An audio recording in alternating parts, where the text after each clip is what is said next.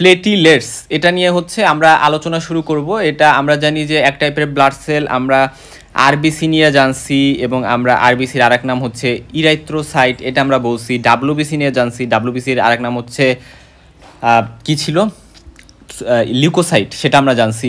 এবং RBC nucleated থাকে না, এটা আমরা জানছি। এবং ডাব্লিউবিসি আমরা জানি নিউক্লিয়েটেড থাকে। আরবিসির মধ্যে হিমোগ্লোবিন থাকে, ডাব্লিউবিসির মধ্যে হিমোগ্লোবিন তো থাকবে না। এবং আরবিসি ট্রান্সপোর্ট অফ গ্যাসেসের সহযোগিতা করে, আর ডাব্লিউবিসি হচ্ছে ডিফেন্স মেকানিজমের সহযোগিতা করে। এখন আমরা প্লেটিলেটস নিয়ে যখন জানবো, আমরা জানবো যে প্লেটিলেটসের আরেক নাম হচ্ছে থ্রোম্বোসাইটস, এবং প্লেটিলেটস হচ্ছে আমাদের মেনলি ব্লাড ক্লটিংয়ে সহযোগিতা করে। যাই হোক, এটা ফ্রম এলিমেন্টসের মধ্যে একটা পার্ট। আমরা জানি 55% প্লাজমা থাকে ব্লাডে, 45% থাকে হচ্ছে ব্লাড সেলস। তো এই ব্লাড সেলসের মধ্যে একটা টাইপ হচ্ছে প্লেটিলেটস।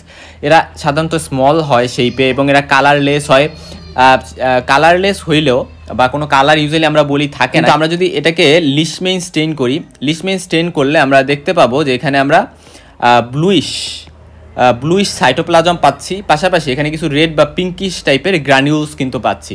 সো আমরা লিশমেইন স্টেইন করলে এটা মাইক্রোস্কোপের নিচে দেখতে পারি। স্টেইন মানে কি? স্টেইন মানে হচ্ছে আমি কালার করতেছি। স্টেইন মানে কালার, অর্থাৎ লিশমেইন এক ধরনের স্টেইনিং মেথড বা কালারিং মেথড, যেটার মাধ্যমে আমরা যদি একটা স্লাইডের উপরে পরে মাইক্রোস্কোপে দিয়ে দেখি স্টেইনিং করার পরে, তাহলে কিন্তু আমরা এরকম পাইতে পারি। এবং এরা কিন্তু নন নিউক্লিয়েটেড, এটা আমি আগেই বলে আসছি। আচ্ছা, এখন হচ্ছে এদের ডায়ামিটার কেমন? ডায়ামিটার হচ্ছে 2.5 মাইক্রন বা 2 থেকে 4 মাইক্রন, এবং ভলিউম হচ্ছে 7.5 কিউবিক মাইক্রন বা 7 থেকে 8 কিউবিক মাইক্রন।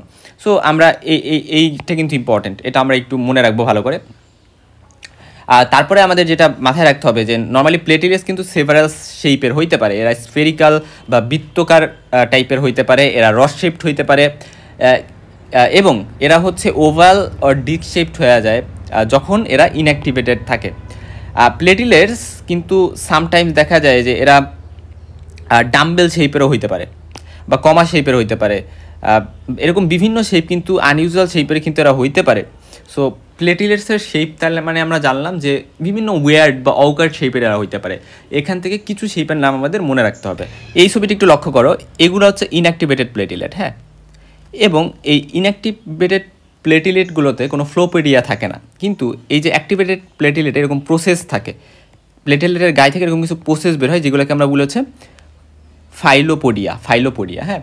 সো এই ফাইলোপোডিয়াগুলো কিন্তু অ্যাক্টিভেটেড প্লেটিলেটসে থাকে। প্লেটিলেট কখন অ্যাক্টিভেটেড হয়, কেমনে কি, এগুলো আমরা জানবো। যদি আমরা প্লেটিলেটসের ছবি দেখি, তাহলে আমরা দেখবো যে প্লেটিলেটসের মধ্যে কিছু গ্রানিউলস থাকে। গ্রানিউলসগুলোকে আমরা দুই ভাগে ভাগ করতে পারি, আলফা গ্রানিউলস এবং ডেন্স গ্রানিউলস, ঠিক আছে। আর এদের যে সেল মেমব্রেন আছে, প্লেটিলেটসের যে সেল মেমব্রেন, সেই সেল মেমব্রেনের একটা এই যে গর্ত বা খোঁজ হয়ে এরকম ভিতরে একটা কিন্তু টানেলের মতো তৈরি হয়েছে, এটাকে আমরা বলি ওপেন ক্যানালিকুলার সিস্টেম, ঠিক আছে। তারপরে এখানে কিছু গ্লাইকোজেন থাকে, এখানে কিছু মাইক্রোটিবিউলস থাকে, এখানে মাইট্রোকন্ড্রিয়া থাকে, ঠিক আছে। কোনো নিউক্লিয়াস কিন্তু আমরা এখানে পাইনি। তো এই সেলটা আমরা একটু ছবিটা মাথায় রাখলে আমাদের জন্য সুবিধা হবে। এখন আমরা যদি একটু এক এক করে আসি, যে প্লেটিলেটকে আমরা মেইনলি ব্রডলি 3 ভাগে ভাগ করলাম, যে এদের সেল মেমব্রেন থাকে, মাইক্রোটিবিউলস থাকে এবং সাইটোপ্লাজম থাকে। আর সাইটোপ্লাজমসের মধ্যে এই যে এত কিছু থাকে, যে গ্রানিউলস থাকবে, তারপরে গ্লাইকোজেন থাকবে। সো এই জিনিসগুলো কিন্তু এই সাইটোপ্লাজমের মধ্যে থাকবে, এবং এই গ্রানিউলসের মধ্যে আবার অনেক জিনিস থাকবে, আছে, এগুলো এক এক করে আসবো। তো সেল মেমব্রেন আমরা অলরেডি বলছি, যেটা হচ্ছে গিয়ে ওপেন ক্যানালিকুলার একটা সিস্টেম এখানে থাকে। এটা 6 ন্যানোমিটার এর মতো থিক হয়, এবং এই যে টানেলটা ওপেন ক্যানালিকুলার সিস্টেম, এই টানেলটা হচ্ছে, এই টানেলটার মধ্যে দিয়ে প্লেটিলেটের যে গ্রানিউলসগুলো আছে এইগুলা এক্সট্রুড দেয়ার কন্টেন্টস। অর্থাৎ এই যে টানেলটার কথা আমরা বললাম, এই যে টানেলটা আমরা এখানে দেখাইলাম, এর ভিতর দিয়ে আমাদের এই যে গ্রানিউলসগুলো এখানে আছে, এই গ্রানিউলসগুলো, সো এই গ্রানিউলসগুলো এদের যে কন্টেন্টস আছে ভিতরে, এই কন্টেন্টসগুলোকে বাহিরে ফিকে মারবে, বাহিরে ফেলে দিবে। মানে ব্যাপারটা এরকম যে বাহিরে যে এইগুলা কন্টেন্টসগুলো বের হয়ে আসবে, সেগুলো এই ওপেন ক্যানালিকুলার সিস্টেমের মাধ্যমেই কিন্তু আসবে। এই যে গ্রানিউলসগুলো আছে, এই গ্রানিউলসগুলোর মধ্যে কিন্তু অনেক কিছু আছে, গ্রানিউলসগুলোর মধ্যে জমা, সেই জমা জিনিসগুলো কিন্তু ওপেন ক্যানালিকুলার সিস্টেমের মাধ্যমে বাইরে বের হয়ে আসবে। সো এই জিনিসটা আমাদের হচ্ছে এখানে জানা উচিত। এখন সেল মেমব্রেন কী দ্বারা গঠিত? এখানে মেইনলি লিপিড থাকে in the form of phospholipid. Phospholipid মানে একটা লিপিড যেটার সাথে ফসফেট গ্রুপ আছে, বা কোলেস্ট্রল হিসেবেও কিছু লিপিড থাকে, গ্লাইকোলিপিড থাকে, কার্বোহাইড্রেট হচ্ছে গ্লাইকোক্যালিক্স আর গ্লাইকোপ্রোটিনস হিসেবে, অ্যান্ড প্রোটিনস, সো এরকম অনেক কিছু কিন্তু থাকে। এবং গ্লাইকোপ্রোটিনস আর ফসফোলিপিডস এগুলো হচ্ছে ফাংশনালি ইম্পর্টেন্ট। তো আমরা গ্লাইকোপ্রোটিনস নিয়ে যদি বলি যে গ্লাইকোপ্রোটিন সাধারণত প্লেটিলেট এর যে অ্যাডহেরেন্স বা লেগে থাকা নর্মাল এন্ডোথেলিয়াল সেলে, নর্মালি আমাদের যখন একটা এন্ডোথেলিয়াল সেল এখানে আসে, সেই নর্মাল এন্ডোথেলিয়াল সেলে কিন্তু প্লেটিলেটের যে অ্যাডহেশন বা লাইগে থাকার কোনো দরকার নেই। যখন ওইখানে ইনজুরি হয়েছে বা ড্যামেজ হয়েছে ওইখানে, তখনই কিন্তু শুধুমাত্র লাগা উচিত প্লাটিলেটগুলার বা অ্যাডহেশন হওয়া উচিত। সো এই জিনিসটা হচ্ছে গ্লাইকো প্রোটিন মেকশিওর করে। আর ফসফোলিপিড কি? ফসফোলিপিড হচ্ছে ক্লটিং প্রসেসটাকে অ্যাক্সিলারেট করে। আমরা জানছি বা জানবো যে প্লেটিলেটের মেইন কাজ হচ্ছে ব্লাড ক্লটিং করা, হিমোস্ট্যাসিস করা। হেমোস্ট্যাসিস মানে কি? হেমোস্ট্যাসিস মানে হচ্ছে ব্লিডিংকে অ্যারেস্ট করে দেওয়া, বা আমরা বলতে পারি ব্লাড ক্লটিং করা। যখন মাইনর কোনো ব্লাড ভেসেল রাপচার হচ্ছে, ব্লাড ভেসেল ছিঁড়ে যাচ্ছে বা ইনজুরি হচ্ছে, তখন সেখানে ক্লটিং করতে কিন্তু সেটা প্রসেসটাকে অ্যাক্সিলারেট করে ফসফোলিপিড, ঠিক আছে। এবং এখানে এই ফসফোলিপিড কিন্তু আমাদের থ্রম্বোক্সিন A2 এর যে প্রিকারসর সেটা ফর্মেশন করে, অর্থাৎ ফসফোলিপিড থেকেই পরবর্তীতে থ্রম্বোক্সিন A2 ফর্মেশন হয় এবং আদার প্রোস্টাগ্ল্যান্ডিন রিলেটেড সাবস্টেন্স ওই ফসফোলিপিড থেকে কিন্তু তৈরি হবে। সো সেই জিনিসগুলো আমরা বায়োকেমিস্ট্রিতেও ভালো পড়বো, বাট এখানে আমরা জাস্ট জেনে রাখলাম। মাইক্রোটিবিউল এগুলা হচ্ছে একটা রিং ফর্মেশন করে সাইটোপ্লাজমের অ্যারাউন্ডে, সেল মেমব্রেনের নিচে। এবং এই মাইক্রোটিবিউলসগুলা কী দ্বারা গঠিত? পলিমারাইজড প্রোটিনস, যেগুলোকে আমরা বলতেছি টিবিউলিন। সো টিবিউলিন প্রোটিন দ্বারা মাইক্রোটিবিউলস দ্বারা গঠিত। এবং এই যে মাইক্রোটিবিউলসগুলো এগুলো কিন্তু স্ট্রাকচারাল সাপোর্ট প্রোভাইড করে আমাদের ইনঅ্যাক্টিভেটেড প্লাটিলেটসের জন্য, যাতে তারা তাদের যে ডিক শেপ সেটা মেনটেন করে রাখতে পারে। আর সাইটোপ্লাজম যেটা, এই সাইটোপ্লাজম কিন্তু বিভিন্ন সেলুলার অর্গানেলস কন্টেন্ট করে, যেমন Golgi apparatus, endoplasmic reticulum, mitochondria বা মাইক্রোটিবিউলসও কন্টেন্ট করে, মাইক্রোভেসেলস, ফিলামেন্টস এবং গ্রানিউলস, খুবই ইম্পর্টেন্ট। পাশাপাশি সাইটোপ্লাজম কিন্তু কিছু কেমিক্যাল সাবস্টেন্সও কন্টেন্ট করে, যেমন প্রোটিনস, এনজাইমস, হরমোনাল সাবস্টেন্স। যেমন আমরা যদি এখানে একটু আসি, যে সাইটোপ্লাজমের মধ্যে কন্ট্রাকটাইল প্রোটিনস থাকে, অ্যাক্টিন, মায়োসিন, এগুলা কিন্তু হচ্ছে প্লেটিলেটসের কন্ট্রাকশনে হেল্প করে। আমরা যখন মাসেল কন্ট্রাকশন পড়ছিলাম আমরা জানছিলাম যে এগুলো মাসেল কন্ট্রাকশনে হেল্প করে, ঠিক একইভাবে এগুলো প্লেটিলেটের থেকে প্লেটিলেটের কন্ট্রাকশনে সহযোগিতা করে। পাশাপাশি থ্রোম্বোস্থেনিন নামে হচ্ছে গিয়ে কন্ট্রাকটাইল প্রোটিন থাকে, যেগুলা রেসপন্সিবল ফর ক্লোট রিট্রাকশন, অর্থাৎ ক্লোট যদি ফর্মেশন হয়ে যায় সেটা কিন্তু কি হওয়া প্রয়োজন, সেটা আস্তে আস্তে ধ্বংস হয়ে যাওয়া প্রয়োজন। আচ্ছা, তারপর হচ্ছে ভন উইলিব্র্যান্ড ফ্যাক্টর নামে একটা ফ্যাক্টর কিন্তু থাকে, এটা এক ধরনের প্রোটিন, এটা সাইটোপ্লাজমে থাকে। এটা হচ্ছে প্লেটিলেটের যে অ্যাডহেশন, যে জায়গায় ইনজুরি হয়েছে ওই জায়গায় প্লেটিলেট অ্যাডহেশন হইতে হবে, লাগতে হবে। সো এই জিনিসটাতে হেল্প করে। পাশাপাশি plasma level of factor 8, clotting factor 8-এর প্লাজমা লেভেল মেনটেন করতেও ভন উইলিব্র্যান্ড ফ্যাক্টর কিন্তু ইম্পর্টেন্ট ভূমিকা পালন করে। এবং ভন উইলিব্র্যান্ড ডিজিজ নামে একটা ডিজিজ আছে যেটা এই ফ্যাক্টরের প্রবলেমের কারণে কিন্তু হয়। পাশাপাশি ফাইব্রিন স্টেবিলাইজিং ফ্যাক্টর, যেটা এক ধরনের ক্লোটিং ফ্যাক্টর, এটাও কিন্তু সাইটোপ্লাজমে থাকে। প্লেটিলেট ড্রাইভ গ্রোথ ফ্যাক্টর বা PDGF যেটা, এটা কিন্তু যে ড্যামেজ ব্লাড ভেসেলস আছে এগুলো রিপেয়ার করতে সহযোগিতা করে, উন্ড হিলিংয়ে সহযোগিতা করে। এবং এই জিনিসটা ইম্পর্টেন্ট। তারপরে প্লাটিলেট অ্যাক্টিভেটিং ফ্যাক্টর বা PAF, এটা প্লেটিলেটের অ্যাগ্রিগেশনে সহযোগিতা করে। অর্থাৎ যখন একটা ব্লাড ভেসেলে কোথাও ইনজুরি হয়েছে, আমি ধরলাম যে এই জায়গায় ইনজুরি হয়েছে, তখন এই জায়গায় তো প্লেটিলেট আসতে হবে, এবং প্লেটিলেট আসবে, ওই একটা আর অনেকগুলোকে ডাইকে নিয়ে আসবে, আর অনেকগুলোকে যখন ডাইকে নিয়ে আসবে তখন এক এক করে ওখানে প্লেটিলেট অ্যাগ্রিগেট হবে বা জমা হবে। সো এই প্লেটিলেট অ্যাগ্রিগেশনে সহযোগিতা করে প্লেটিলেট অ্যাক্টিভেটিং ফ্যাক্টর। এগুলা প্ল্যাটিলেটকে যখন অ্যাক্টিভেট করে তখন অন্যান্য প্ল্যাটিলেটকে এগুলো অ্যাট্রাক্ট করে অ্যাগ্রিগেট করার জন্য। আচ্ছা, তো এরকম আরও কিছু প্রোটিন থাকে, এগুলো আমরা একটু পড়ে নিব, এগুলা দেখে নিব। এরপর আসা যাক যে এখানে কিছু এনজাইম থাকে, যেমন অ্যাডিনোসাইন ট্রাইফসফেট বা যেটাকে আমরা বলতেছি ATPase, এই এনজাইমটা খুব ইম্পর্টেন্ট ভূমিকা পালন করে। তারপরে enzyme necessary for synthesis of prostaglandins, এরকম অনেকগুলো এনজাইম কিন্তু এখানে থাকে। তারপর হচ্ছে হরমোনাল সাবস্টেন্স, যেমন অ্যাড্রেনালিন থাকে, অর্থাৎ অ্যাড্রেনালিন একটা হরমোন, এটা কিন্তু থাকে। তারপরে 5-হাইড্রক্সিট্রিপটামিন বা যাকে আমরা সেরোটোনিনও বলে থাকি, এই হরমোনটা থাকে। হিস্টামিন থাকে। তারপরে আদার কেমিক্যাল সাবস্টেন্সের মধ্যে গ্লাইকোজেন থাকে। তারপরে ব্লাড গ্রুপ অ্যান্টিজেন্সও কিন্তু এখানে থাকে। এগুলা কোথায় থাকে? সাইটোপ্লাজম অফ প্লেটিলেটস, ঠিক আছে।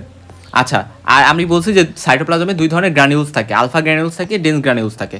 আলফা গ্রানিউলসের মধ্যে আবার কিন্তু অনেকগুলো জিনিস থাকে, অর্থাৎ এরকম গ্রানিউলস আছে, এর মধ্যে আবার অনেকগুলো কন্টেন্টস আছে।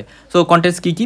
যেমন হচ্ছে ক্লটিং ফ্যাক্টরসের মধ্যে fibrinogen, clotting factor 5, clotting factor 13, এইগুলা আছে। প্লাটিলেট ড্রাইভ গ্রোথ ফ্যাক্টর থাকে, vascular endothelial growth factor, fibroblast growth factor, তারপরে অ্যান্ডোস্ট্যাটিন, থ্রোম্বোস্পন্ডিন, এরকম বিভিন্ন প্রোটিন থাকে। তারপরে ডেন্স গ্রানিউলসের মধ্যে নিউক্লিওটাইডস পাওয়া যাবে, সেরোটোনিন বা 5 হাইড্রোক্সিটিপ্টোমিন বা ফসফোলিপিড পাওয়া যাবে, ক্যালসিয়াম, লাইসোজোম, এগুলা বিভিন্ন জিনিস কিন্তু আমরা এই গ্রানিউলসগুলোর মধ্যে পাচ্ছি। ডেন্স গ্রানিউলসের মধ্যে পাচ্ছি এইগুলা, আর আমাদের যে আলফা গ্রানিউল সেগুলোর মধ্যে পাচ্ছি এইগুলা। আচ্ছা, তারপরে হলো গিয়ে প্লেটিলেটের নর্মাল কাউন্ট। প্লেটিলেটের আইডিয়াল ভ্যালু আমরা মনে রাখবো 1.5 লাখ থেকে 4 লাখ, বাট এটার আরও ভ্যারিয়েশন থাকতে পারে। বিভিন্ন বইতে 2 লাখ থেকে 5 লাখ বা 1.5 লাখ থেকে 3 লাখ এরকম থাকতে পারে, 2 লাখ থেকে 4 লাখ থাকতে পারে। যেমন এখানে প্লেটিলেটের ফিজিওলজিক্যাল ভ্যারিয়েশন যদি আমরা জানতে চাই যে অ্যাকচুয়ালি প্লেটিলেটের যে ভ্যালু সেটা ভ্যারি করতে পারে। যেমন এজ ওয়াইজ ইনফ্যান্টসে সাধারণত প্লেটিলেট কম থাকে এবং এরা নর্মাল হয় 3rd months অফ বার্থে, মানে বার্থের বা জন্মের 3 মাস পরে এরা আবার নর্মাল হয়ে যায়। বাট যখন জন্মগ্রহণ করে তখন কিন্তু এই ভ্যালুটা কম থাকে। আবার সেক্স অনুযায়ী যেমন মেল ফিমেল এদের মধ্যে কিন্তু প্লেটিলেট কাউন্টে তেমন একটা ডিফারেন্স নাই, বাট মেনস্ট্রুয়েশন চলাকালীন সময় ফিমেলে কিন্তু কিছুটা কম থাকতে পারে প্লেটিলেট কাউন্ট। হাই অল্টিটিউডে উঠলে প্লেটিলেট কাউন্ট কিন্তু বাড়ে, খাবার পরে দেখা যায় যে প্লেটিলেট কাউন্ট বাইরে যায়।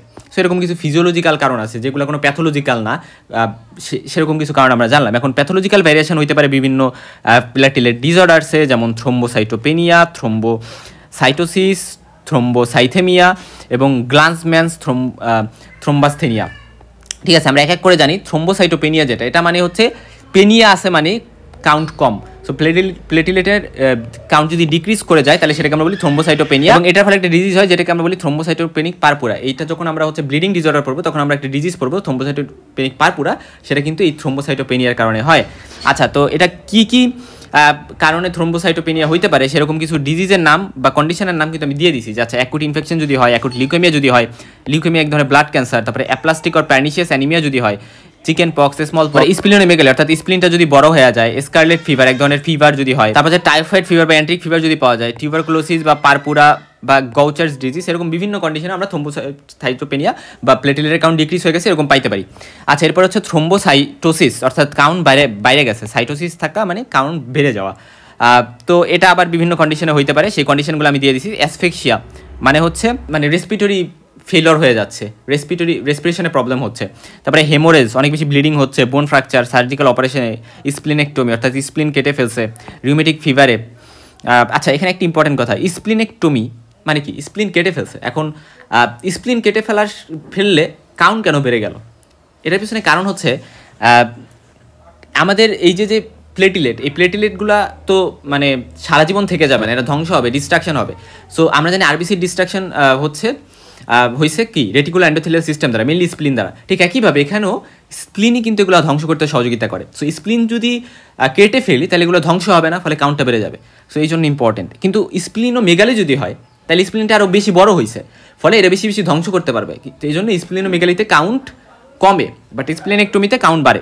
রিউমেটিক ফিভার, তারপর ট্রমা, এই জিনিসগুলো ইম্পর্টেন্ট। তারপর থ্রোম্বোসাইথেমিয়া মানে হচ্ছে পারসিস্টেন্ট এবং abnormal increase in platelet count. So cythemia আর সাইটোসিস এই দুটোর মধ্যে একটু ডিফারেন্স আমাদের বুঝতে হবে, যে সাইথেমিয়া মানে হচ্ছে পারসিস্টেন্ট এবং অ্যাবনর্মাল ইনক্রিজ, এবং এটা বিভিন্ন কার্সিনোমা, ক্রনিক লিউকেমিয়া, হস্কিন্স ডিজিজ মানে হচ্ছে হস্কিন্স লিম্ফোমা, নন হস্কিন্স লিম্ফোমা। ঠিক আছে, আমাদের যে লিম্ফোমা বা আমাদের লিম্ফয়েড গ্ল্যান্ডের যে ক্যান্সার, সেই ক্যান্সারটাকে আমরা হস্কিন্স ক্যান্সার লিম্ফোমা বা নন হস্কিন্স লিম্ফোমা বলতে পারি। এই দুটোকে একসাথে আমরা বলি হস্কিন্স ডিজিজ। তারপরে গ্লান্সম্যানস থ্রম্বাস্থেনিয়া, এটা হচ্ছে গিয়া একটা ইনহেরিটেড ডিজিজ, অর্থাৎ জন্মগত কনজেনিটাল হেমোরোজিক ডিসঅর্ডার বা ব্লিডিং একটা ডিসঅর্ডার, যেটা সাধারণত আমাদের যে প্লেটিলেটস আছে এটার স্ট্রাকচারাল বা গঠনগত অথবা ফাংশনাল বা কাজ রিলেটেড কোনো যদি ডিফর্মিটি বা অ্যাবনর্মালিটি থাকে, এবং এটা আলটিমেটলি কিন্তু থ্রোম্বাস্থেনিক পারপুরা বা ব্লিডিং প্রবলেম ক্রিয়েট করে। এবং প্লেটিলেট কাউন্ট এক্ষেত্রে নর্মাল থাকে, কিন্তু এখানে দেখা যায় যে নর্মাল ক্লটিং টাইম বা normal prolong bleeding time but defective clot retraction কিন্তু এখানে হচ্ছে, অর্থাৎ ক্লট তৈরি হচ্ছে বাট আলটিমেটলি ক্লটটা যে ধ্বংস হয়ে যাবে, ক্লটের রিট্রাকশন হবে, সেটা কিন্তু ঠিকভাবে হচ্ছে না, বাট অন্যান্য সব কিছু নর্মাল আছে। আচ্ছা, এখন প্রপার্টিস অফ প্লেটিলেটসে আমরা একটু আসবো। প্রপার্টিসে আসলে অ্যাডেসিভনেস আমরা বলছিলাম যে অ্যাকচুয়ালি প্লেটিলেট ফার্স্টে কোথাও যদি আমার ধরলাম এই জায়গাটাতে ইনজুরি হয়েছে ব্লাড ভেসেলের, তো এই জায়গাটাতে প্লেটিলেটগুলো ব্লাড ভেসেলের মধ্যে যখন আসে সেগুলো কিন্তু এই জায়গাটাতে, এই ইনজুর জায়গাটাতে আসতে হবে, অ্যাডহেয়ার করতে হবে। ভন উইলিব্র্যান্ড ফ্যাক্টর এই ক্ষেত্রে সহযোগিতা করে, এবং এই জায়গায় যে অ্যাডেশনটা করবে, এই অ্যাডেশনটা করাটা কিন্তু এটা একটা প্লেটিলেটের প্রপার্টি। এবং ওখানে কোলাজেন থাকে, মানে ব্যাপারটা হচ্ছে এরকম যে during injury of blood vessels endothelium is damaged and the sub endothelia, অর্থাৎ এন্ডোথেলিয়ামের নিচে যে কোলাজেন থাকে সেটা এক্সপোজড হয়ে যায়, অর্থাৎ সেটা বাহির হয়ে যায়, এবং সেই জায়গাটাতে কিন্তু কোলাজেনের সংস্পর্শে কিন্তু প্লেটিলেটগুলো কিন্তু আসে, এবং সেই কোলাজেনের সংস্পর্শে আসে সেগুলো কোলাজেনের সাথে লাগে এবং ওখানে প্লেটিলেটটা অ্যাক্টিভেটেড হয়, এবং অ্যাক্টিভেটেড হয়ে মানে ওই জায়গায় অ্যাডেশনের ফলে প্লেটিলেট অ্যাক্টিভেশন হয়, এবং অ্যাক্টিভেশন হওয়ার ফলে সেটা অন্য প্লেটিলেটকে ডাক দিবে, বিভিন্ন ফ্যাক্টর রিলিজ করবে। অ্যাক্টিভেটেড প্লেটিলেটগুলো এদের গ্রানিউলস থেকে বিভিন্ন ফ্যাক্টর রিলিজ করা থেকে শুরু করে এদের সাইটোপ্লাজম থেকে বিভিন্ন ফ্যাক্টরস রিলিজ করবে, এবং সেই রিলিজ করা ফ্যাক্টরগুলোর কারণে অন্য প্লেটিলেটগুলো সেখানে এসে অ্যাগ্রিগেট করবে, এবং এক্ষেত্রে কিন্তু ভ্যান উইলিব্র্যান্ড ফ্যাক্টর গুরুত্বপূর্ণ ভূমিকা পালন করে। এবং এই অ্যাডিসিভনেস ইনক্রিজ করতে ভ্যান উইলিব্র্যান্ড ফ্যাক্টর বাদেও এখানে কিন্তু ওই যে এক্সপোজ কোলাজেন বা থ্রম্বিন, এডিপি বা অ্যাডিনোসাইন ডাইফসফেট, থ্রম্বোক্সিন A2, ক্যালসিয়াম, পি-সিলেকটিন, তারপরে ভিট্রোনেকটিন, এরকম বিভিন্ন ফ্যাক্টর কিন্তু ইনফ্লুয়েন্স করে, ভ্যান উইলিব্র্যান্ড ফ্যাক্টর একা না, এগুলোও করে। আচ্ছা, তারপর হচ্ছে অ্যাগ্রিগেশন। ওই যে অ্যাগ্রিগেশন জিনিসটা আমি অলরেডি এক্সপ্লেন করছি যে অ্যাডেশনের পরে অ্যাক্টিভেশন হয়, এবং এই অ্যাক্টিভেশনের ফলে কী হয়, অ্যাডেশন হয়, এই সো অ্যাডেশনের ফলে অ্যাক্টিভেশন হয়, এবং অ্যাক্টিভেশনের ফলে পরবর্তীতে অ্যাগ্রিগেশনের জন্য স্টিমুলেটেড হয়।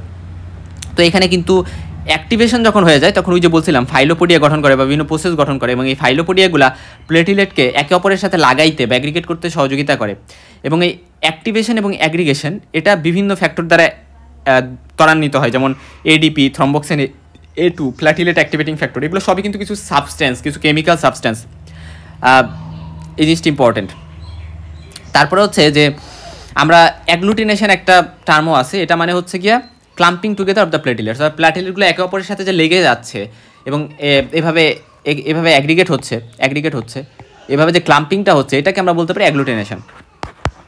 আচ্ছা, তারপর হচ্ছে ফাংশন। প্লেটিলেটের ফাংশন, সাধারণত প্লেটিলেট ইনঅ্যাক্টিভেট থাকে আমরা জানি, পরবর্তীতে এদের যখন অ্যাকশন শো করতে হবে তখন তারা অ্যাক্টিভেটেড হবে, এবং অ্যাক্টিভেটেড প্লেটিলেট কিন্তু বিভিন্ন সাবস্টেন্স রিলিজ করে, এটাকে এই যে রিলিজ করে এটাকে আমরা বলি platelet release reaction.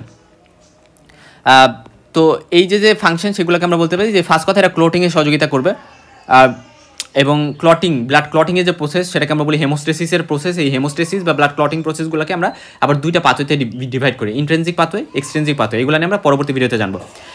R role in clot retraction, blood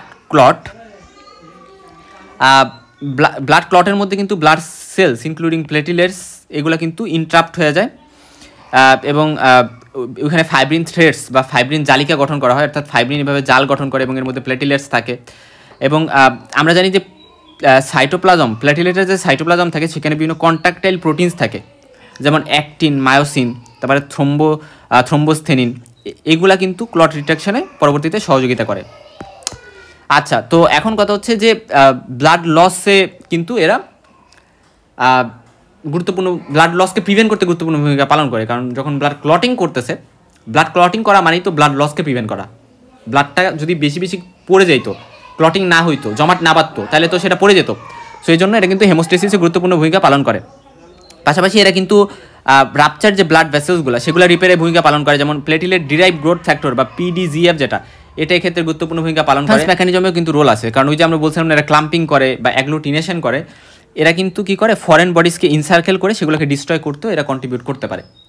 তারপরে প্লেটিলেটস কে অ্যাক্টিভেট করতে কী কী ফ্যাক্টর কাজ করে, ওই যে আমি আগেই বলে আসছি কোলাজেন, ভ্যান উইলিব্র্যান্ড ফ্যাক্টর বা এরকম বিভিন্ন ফ্যাক্টর আছে যেগুলো কিন্তু প্লেটিলেটকে অ্যাক্টিভেট করতে সহযোগিতা করবে, ফলে এদের ফাইলোপোডিয়া বা বিভিন্ন প্রসেস এরা ক্রিয়েট করবে, ফলে অ্যাক্টিভেটেড হবে। এবং কিছু ফ্যাক্টরস আছে যেগুলো ইনহেবিট করে, যেমন নাইট্রিক অক্সাইড, ক্লটিং ফ্যাক্টরস 2, 9, 10, 11, 12, এগুলো কিন্তু ইনহেবিটরি বা প্লেটিলেট ইনহেবিশনে সহযোগিতা। প্রোস্টাসাইক্লিন, হ্যাঁ ইম্পর্টেন্ট, যে প্রোস্টাসাইক্লিন কিন্তু ইনহেবিটর হিসেবে কাজ করে প্লেটিলেটের। এবং নিউক্লিও টাইডেজেস যেটা হচ্ছে এক ধরনের এনজাইম, এটাও কিন্তু এটা এডিপির ব্রেকডাউন করে, কারণ এডিপি অ্যাক্টিভেটর ছিল কিন্তু এডিপিকে ব্রেকডাউন করে ফেলতেছে, মানে এটা ইনহেবিটর হয়ে গেছে। প্লেটিলেটের ডেভেলপমেন্ট বা তৈরি কীভাবে হয়, আসলে প্লেটিলেট বোন ম্যারোতেই ফর্মেশন হয় প্লুরিপোটেন্ট স্টেম সেল থেকে। আমরা জানি যে কলোনি ফর্মিং ইউনিট মেগা ক্যারিওসাইট যেটা ছিল ওইটা থেকেই কিন্তু প্লেটিলেটটা মেনলি হচ্ছে ফর্মেশন হয়, এবং সাইটোপ্লাজম অফ দ্য মেগাক্যারিওসাইট, এখানে কিন্তু সিউডোপোডিয়াম ফর্মেশন হয় এবং এই সিউডোপোডিয়ামের একটা পোর্শন ডিটাচড হয়ে প্ল্যাটিলেট ফর্মেশন করে এবং এটাই সার্কুলেশনে চলে যায়। এখন প্ল্যাটিলেটের যে প্রোডাকশন এটা রেগুলেট করে কে? কলোনি স্টিমুলেটিং ফ্যাক্টর বা সিএসএফ এগুলা রেগুলেট করে। তার পাশাপাশি থ্রোম্বোপয়েটিন নামে একটা হরমোন থাকে, এই হরমোনটা কিন্তু কিডনির মাধ্যমে কিন্তু বোন ম্যারোকে স্টিমুলেট করার মাধ্যমে, মানে কিডনি থেকে এই হরমোনটা রিলিজ হয়, পরবর্তীতে আমাদের বোন ম্যারোকে স্টিমুলেট করে যে আচ্ছা বেশি বেশি প্লেটিলেট তৈরি করা আমার এখন দরকার, এখানে ইনজুরি হয়েছে। তো কলোনি স্টিমুলেটিং ফ্যাক্টর যেগুলো সিএসএফ এগুলো কিন্তু মোনোসাইট থেকে সিক্রেট হয়, টি লিম্ফোসাইট থেকে সিক্রেট হয়। এবং এই থ্রোম্বোপোয়েটিন এগুলো হচ্ছে একটা গ্লাইকোপ্রোটিন যেটা ইরাইথ্রোপোয়েটিনের মতোই এবং এটা কিডনি এবং লিভার থেকে সিক্রেটেড হয়। আচ্ছা, এখন হচ্ছে যে আমাদের যে প্ল্যাটিলেট এটা সাধারণত 10 দিন, অ্যাভারেজে 10 দিন বাঁচে এবং এটা 8 থেকে 11 দিনের মতো বাঁচে আমরা বলতে পারি, রেঞ্জে যদি বলতে চাই। এবং প্ল্যাটিলেট হচ্ছে macrophage system, mainly reticular endothelial system বা স্প্লিন দ্বারা ডিস্ট্রয়েড হয়। এই জন্য কিন্তু স্প্লিনোমেগালিতে বা স্প্লিন যদি বড় হয়ে যায় তাহলে প্ল্যাটিলেট কাউন্ট ডিক্রিজ করে, এটা আমি আগে এক্সপ্লেন করছি। আর যদি স্প্লিন কেটে ফেলা হয় তাহলে সেক্ষেত্রে কিন্তু প্ল্যাটিলেট কাউন্ট বেড়ে যাবে।